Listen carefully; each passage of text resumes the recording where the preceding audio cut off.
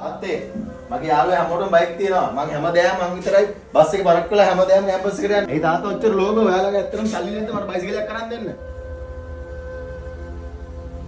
පුතේ තව මාස දෙකක් ඉවසන්නේ. මම බයිසිකලයක් කරගන්න සල්ලි දෙන්න. තාත්තලා කොහොමද හිතන්නේ මේ කාලේ විදියට? තාත්තලා මගේ කිසිම ලැජ්ජාවක් තේරෙන්නේ නැහැ. මම මේ ගෙදරට ආයේ අඩියක්වත් තියන්නේ නැහැ. මට බයිසිකලයක් ගෙනාපු දවසට මට කතා කරන්න. මම ආයේ කවදාවත් මේ ගෙදරට එන්නේ නැහැ.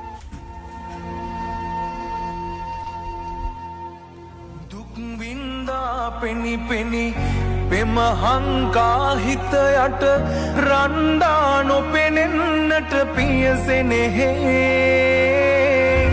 හිත් තග පණ පෙවූ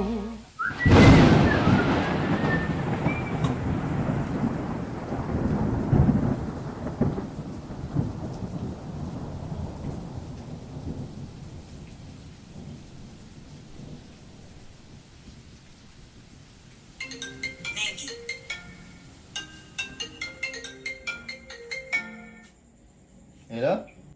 Hello, සිතුම් අයියේ. ඉක්මනට ගෙදර එන්න තාත්තා රසණීපයි.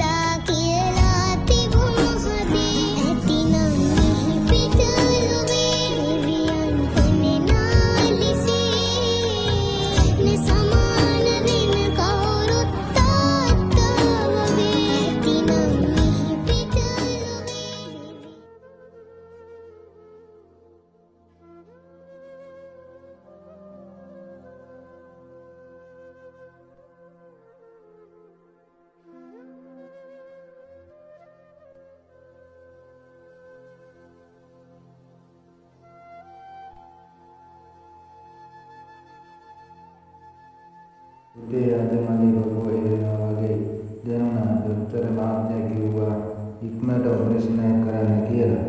මේකට ප්‍රශ්න තුනක් කියනවා. ඒ මම කොහොමද පුතේ සල්ලි වෙනුම් කරන්නේ?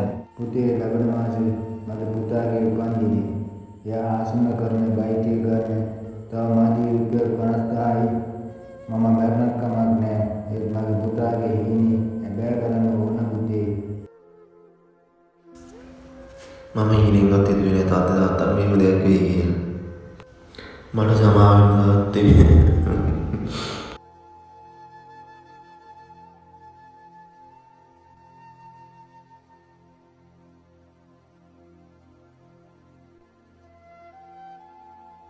පුතේ තව මාස දෙකක් ඉවසන්නේ. මම බයිසිකලයක් කරගන්න සල්ලි දෙන්න.